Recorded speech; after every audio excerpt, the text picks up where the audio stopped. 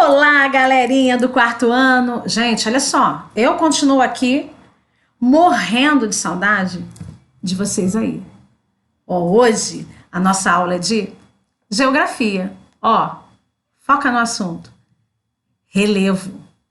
Para começar a nossa aula, eu vou fazer para vocês duas perguntas. Quero ver quem vai acertar, hein? Olha lá. A primeira pergunta: o que é relevo? E a segunda pergunta: como se forma um relevo? O que é relevo, gente? Férias, vamos passear. Aí tem gente que vai para praia, tem gente que vai para montanha, tem gente que vai, né? A escolha da viagem é de vocês. Aí vocês chegam nesse local. Aí eu, gente, praia, amo. Chego na praia. Quando eu chego na praia, eu olho aquela paisagem. É o relevo. Entendeu? Tudo que eu vejo, tudo que eu olho, quando eu vou num local, olho a natureza em volta, aquilo ali é relevo.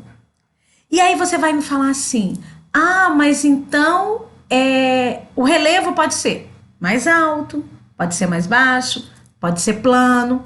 Aí depende de onde você vai passar as suas férias. E a segunda pergunta: como se forma um relevo?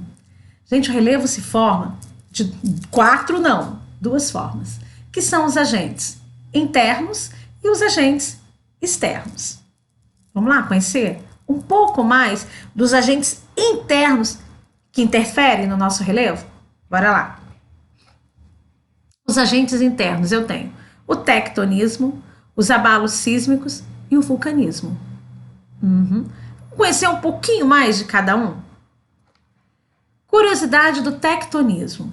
É o nome dado para o movimento, gente, das placas tectônicas. Já ouvimos falar sobre placas tectônicas. Lembra da experiência do vulcão que fizemos em sala? Então, ali, para acontecer o vulcanismo, placas tectônicas. A elas aqui novamente. Essas placas, gente, o abalo dessas placas tectônicas, elas podem ser na horizontal ou na vertical. E o mais interessante, dependendo da forma desse abalo, se for na horizontal, vai interferir numa forma de relevo. Se for na vertical, vai interferir em outra forma de relevo. Essas forças internas que criam e moldam o relevo que você observa na paisagem, formando as grandes cadeias montanhosas, gente. Aí um exemplo: Himalaia, os Alpes suíços, as cordilheiras dos Andes. Eu tenho os abalos sísmicos. Acontece quando há algum tremor nas placas tectônicas, podendo ser mais ou menos fortes, né, gente? O Brasil, tem gente que fala assim: ah, o Brasil não possui terremoto. O Brasil possui sim. Só que os tremores aqui são muito pequenos. Acaba que a gente acaba não sentindo, graças a Deus, né? Mas por quê? Porque nós estamos no centro de uma placa tectônica. Por isso que a gente acaba não sentindo. Esses abalos podem ser do tipo maremoto ou terremoto. Maremoto, abalos sísmicos, os abalos sísmicos, quando ocorrem no oceano. E terremoto, os abalos sísmicos, quando ocorrem num continente. Tá? Gente, mas tanto faz o maremoto ou terremoto, interfere muito na população, nas cidades próximas a esse local. Tá? E acaba ocorrendo catástrofes muito grandes, né? O que a gente acaba vendo muito pelo mundo, tá bom? Aí eu tenho a erosão. A erosão é um agente externo. A erosão e a deposição. Nós vamos aprender a diferença dos dois. Então, o que é uma erosão? Erosão é o processo de remoção e transporte de materiais desagregados das rochas que compõem a superfície terrestre.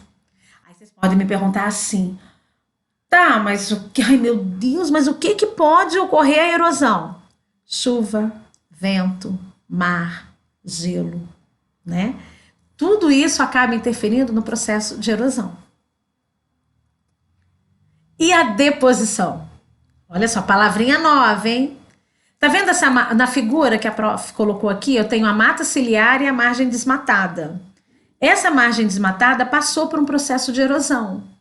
E o que é a deposição? É o acúmulo de lixo que acaba ficando embaixo desse processo de erosão. E esse acúmulo de lixo, gente, se for no rio, acaba tendo assoreamento. O que é o assoreamento? Eu tenho o meu rio, essa deposição acaba acumulando muito, né, no fundo do rio. E o que acontece com isso? A água desse rio, ele acaba diminuindo, né, por causa do soterramento dessas deposições dos lixos, e acaba matando peixes, acaba interferindo em toda a minha infraestrutura, né, em todo em toda a natureza. Então, olha só o perigo, né, desse processo de erosão. Agora, gente, hora da experiência. Vocês vão ver a diferença quando eu tenho uma terra com a plantação, né, para poder proteger o meu solo, e quando eu não tenho. E aí acaba acontecendo o quê? Os deslizamentos de terra. Que nós vamos aprender um pouquinho mais ali na frente. Beira do rio, com a importância de proteção desse rio mesmo, tá? Então, o solo lá fica muito suscetível, então quando tem a chuva, a erosão do solo fica muito suscetível, tá? Enquanto isso, desse lado, a gente vê que essa floresta, ela não adentra o rio. Óbvio que ela tem um ciclo de vida dela, de tempos em tempos há desmoronamentos, mas o homem interferindo na área acelera esse processo, tá? A gente tem até um campo de futebol aqui. Alguém sabe como chama esse campo? Fica na Baixada? Assim, de várzea. De várzea? Por que ele chama várzea? Várzea é uma área alagada, quando chove, ó a situação. E aí chegamos no deslizamento de terra. Como que acontece um deslizamento, gente? Os deslizamentos são fenômenos naturais. No entanto, a ação do homem pode contribuir para os deslizamentos aconteçam com mais frequência.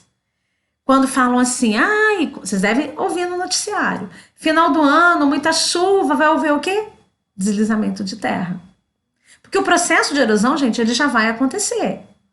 Agora, o problema é quando nós construímos nossas casas em locais que não deveríamos construir. Aí você pode me falar assim, mas ele constrói ali porque ele quer. Não, gente. São vários fatores que interferem na construção dessas casas, né? Em local que não é seguro. Por quê? Olha nessa primeira gravura, na nossa primeira gravura aqui, ó. Aqui nós temos uma montanha, né? Temos a plantação, né? Que ajuda a segurar, né? A fixar a água nesse solo, a não ter o escoamento dessa água.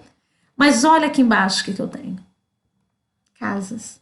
Então, quando eu tenho esse deslizamento de terra provocado pela erosão, gente, muita gente acaba falecendo aqui. Entendeu? Por isso que eu falo para vocês, é um conjunto de várias situações que não... Primeiro que essas pessoas não poderiam estar aqui. Para se construir, gente, eu tenho que ter um alvará. Esse alvará não pode...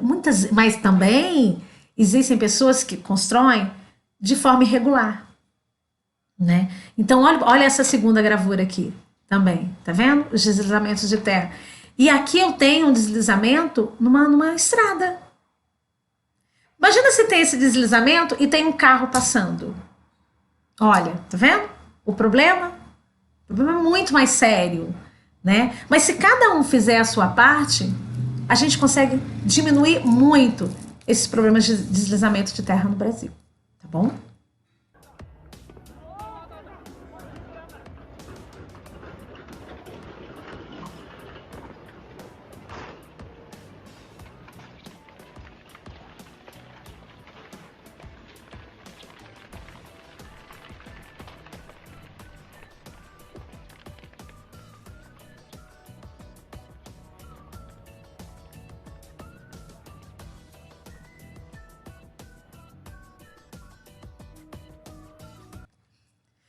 Ai, gente, olha, não. Gente, a natureza é fantástica. Curiosidades. O vento é responsável por criar formas exóticas em lugares desérticos. Mas como que o vento, ele consegue criar essas formas? E aqui, essa forma é criada de um dia para o outro? Não. Gente, nada em ciências, nada em história, nada em geografia de um dia para o outro. É todo um processo. E muitas vezes um processo lento para chegar nessa gravura aqui. Então são dunas aglomeradas de sedimentos finos transportados pelo vento, que pode ser fixo ou móvel. Quando eu tenho o Maranhão, né? Lá as dunas do Maranhão, é móvel. Elas se movimentam de acordo com o vento.